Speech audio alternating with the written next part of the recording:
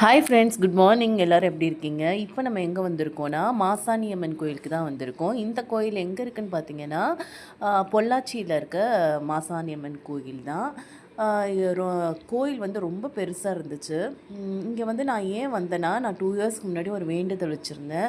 இது யார் சொன்னாங்கன்னா, எனக்கு ஒருத்தவங்க சொன்னாங்க. அப்புறம் வந்து என் வீட்டுக்காரரும் சொன்னாரு, "இந்த கோயிலுக்கு போலாம்" அப்படின்னு சொல்லியிருந்தாரு.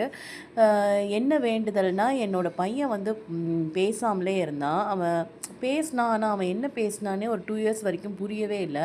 அதுக்கப்புறம் ஒரு நாள் நாங்க சும்மா எதேர்ச்சியா அவனுக்கு கோல்டுன்னு டாக்டர்ட்ட போனப்ப தான் அவர் சொன்னாரு, "இவன் இன்னும் பேசாமலே இருக்கான். இந்நேரத்துக்கு இவனுக்கு நெறைய சென்டென்ஸ் தெரிஞ்சிருக்கணும்" அப்படின்னு சொன்னாங்க. அதுலேருந்து நான் ஒரு 4, 5 டாக்டர்ஸ் பார்த்தேன். அதான் அப்பயும் அவன் வந்து அது பேசவே இல்ல.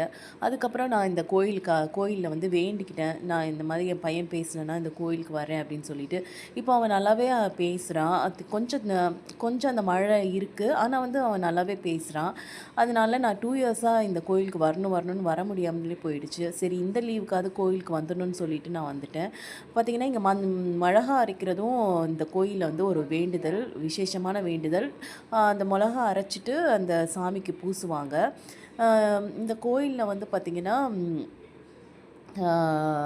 என்னால இப்போ அங்க உள்ள சாமியெல்லாம் கும்பிட்டுட்டு பிரகாரத்தெல்லாம் நான் சுத்தி வந்துட்டேன். சுத்தி வந்துட்டு பார்த்திங்கன்னா, இங்க வந்து நெறைய கொஞ்சம் திங்ஸ்லாமும் நான் வாங்கினேன். சாமி சம்மந்தப்பட்ட திங்ஸும் வாங்கினேன்.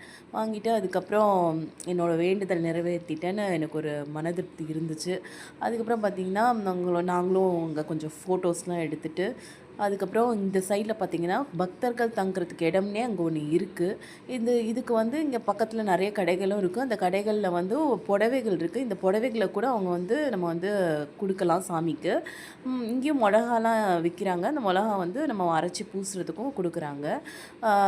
இங்கேயே நம்ம எல்லா திங்ஸும் வாங்கிக்கலாம். அப்புறம் நாங்களும் ஃபோட்டோ எடுத்துட்டு வந்துட்டோம் ஃப்ரெண்ட்ஸ். Thank you.